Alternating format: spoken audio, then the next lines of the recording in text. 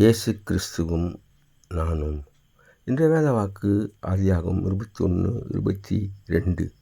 நீ செய்கிற காரியங்கள் எல்லாவற்றிலும் தேவன் உன்னோடு கூட இருக்கிறார். அன்பான சகோதர சகோதரர்களே, இந்த விதமாக அமிலேக்கு ராஜா ஈசாக்கினிடத்தில் சொல்லுகின்றார். ஈசாக்கை ஆண்டவர் ஆசீர்வதித்து பார்த்து அந்த விதமாக சொல்கின்றார். ஈசாக்கு தியானம் பண்ணுகிற மனிதனாக இருந்தார் என்று ஆதியாகமம் 24 சொல்லப்பட்டிருக்கின்றது. குடும்பத்திற்காக தன் மனைவிக்காக ஜெபித்தார். அது மட்டுமல்லாது ஆண்டவருடைய கட்டளைக்கு கீழ்ப்படிந்தார் என்று ஆதியாகமம் 26:2 சொல்லப்பட்டிருக்கிறது. ஈசாக்குக்கு சகிப்புத்தன்மை இருந்தது என்று பார்க்கிறோம்.